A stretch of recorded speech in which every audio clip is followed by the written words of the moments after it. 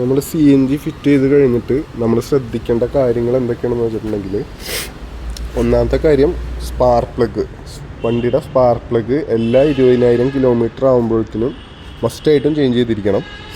രണ്ടാമത്തെ കാര്യം throttle body.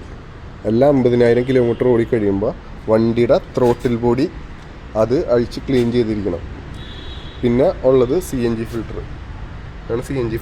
CNG filter ഇതേപോലെ തന്നെ 50,000 കിലോമീറ്റർ ഓടി കഴിയുമ്പോൾ CNG ഫിൽറ്റർ വന്നിട്ട് ചേഞ്ച് ചെയ്യാം.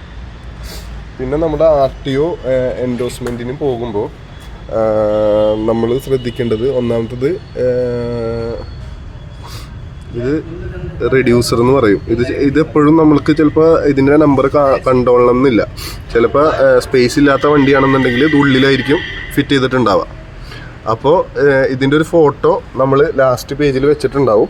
അപ്പോൾ RTO ചോദിക്കണ ഇതിൻ്റെ ഒരു ഫോട്ടോ വേണമെന്ന് പറയണമെന്നുണ്ടെങ്കിൽ നമ്മളെ പേപ്പറിൽ തന്നെ ഇതിൻ്റെ ഫോട്ടോ നമ്മൾ വെച്ചിട്ടുണ്ടാവും. അത് കാണിച്ചു കൊടുക്കുക. അല്ലാന്നുണ്ടെങ്കിൽ ഞങ്ങൾ വാട്സപ്പിൽ ഫോട്ടോ അയച്ചു തരാം.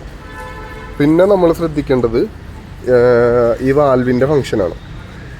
ഈ വാൽവ് ഇവിടെ നമ്മൾ ഏരോ മാർക്ക് കൊടുത്തിട്ടുണ്ട്.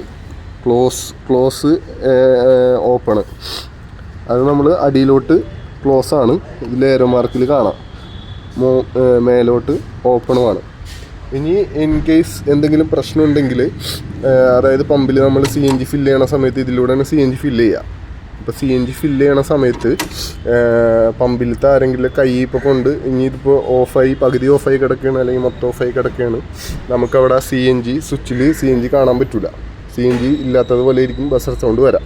അപ്പോൾ അങ്ങനെ വരുന്ന സിറ്റുവേഷനിൽ നമ്മൾ നോക്കുക, വാൽവ് ക്ലോസ് ആണോ ഓപ്പൺ ആണോ എന്ന് നോക്കാം. നമുക്ക് തന്നെ നോക്കാം. ബോണറ്റ് തുറന്നിട്ട് ക്ലോസ് ആയി കിടക്കണമെന്നുണ്ടെങ്കിൽ ഓപ്പൺ ആക്കിയിടാം. ഇതുപോലെ തന്നെ നമ്മൾ ബാക്കിൽ ടാങ്കിലും നമുക്ക് ടാങ്ക് വാൽവ് ഉണ്ട്. ഇതാണ് വാൽവ്. ഈ വാൽവിലും ഓപ്പൺ ക്ലോസ് ഏരോ മാർക്ക് മുകളിൽ നമ്മൾ കൊടുത്തിട്ടുണ്ട്. അപ്പോൾ ഇതിൽ ഇനി എന്തെങ്കിലും നമ്മൾ സാധനങ്ങളൊക്കെ വെച്ച് ക്ലോസ്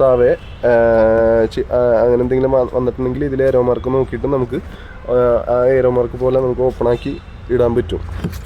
ഇതൊന്ന് ശ്രദ്ധിക്കുക. പിന്നെ ഉള്ളത് ഇവിടെ നമ്മൾ മാർക്ക് ചെയ്തിട്ടുണ്ടാവും ടാങ്കിൻ്റെ നമ്പർ. RTO എൻഡോഴ്സ്മെൻറ്റിന് പോണ സമയത്ത് RTO ചോദിക്കും, ടാങ്കിൻ്റെ നമ്പർ കാണിക്കാൻ പറയുമ്പോൾ ഈ മാർക്ക് ചെയ്ത നമ്പർ കാണിച്ചു കൊടുത്താൽ മതി. പിന്നെ ഉള്ളത് സ്വിച്ചിൻ്റെ ഫങ്ഷനാണ്.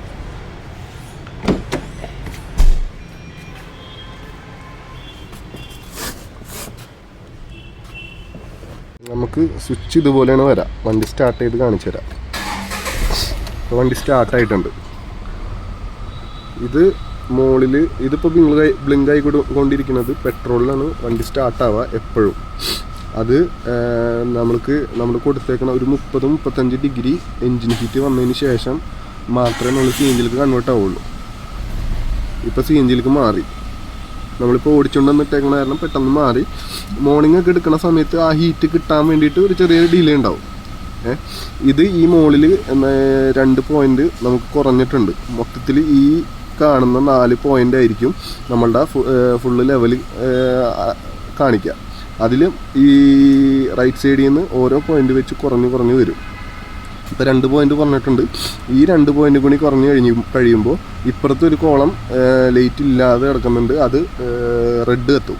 അതാണ് റിസർവ്.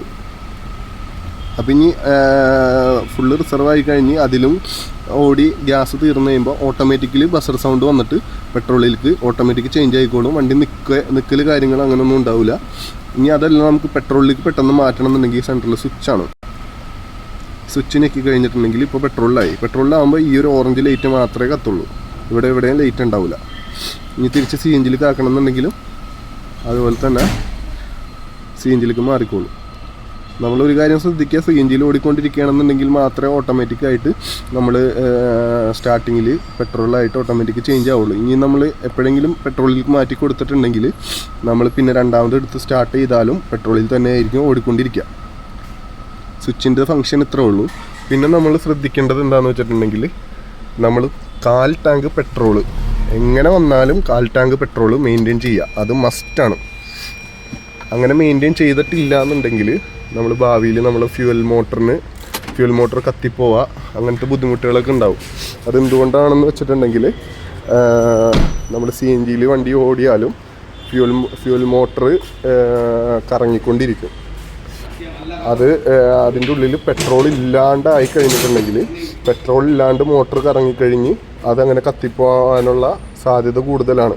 അപ്പോൾ അതുകൊണ്ട് 1/4 ടാങ്ക് പെട്രോൾ എങ്ങനെ വന്നാലും മെയിൻറ്റെയിൻ ചെയ്തോളണം, അത് മസ്റ്റാണ്.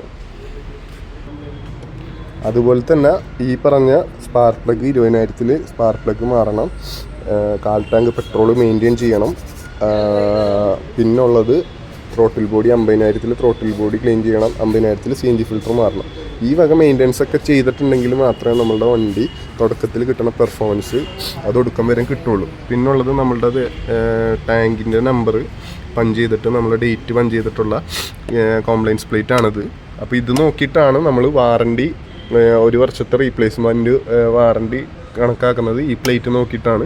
അതുപോലെ തന്നെ ഈ പ്ലേറ്റ് ഇല്ലെങ്കിൽ പമ്പിൽ നിന്ന് നമുക്ക് CNG അടിച്ചു തരില്ല. അപ്പോൾ 3 കൊല്ലം കൂടുമ്പോൾ നമ്മളുടെ ടാങ്കും കാലിബ്രേറ്റ് ചെയ്യണം. അതിൻ്റെ ഡേറ്റും ഈ പ്ലേറ്റിലുള്ളതുപോലെ തന്നെയാണ് നോക്കിയിട്ടാണ് അവരും കണക്കാക്കുക.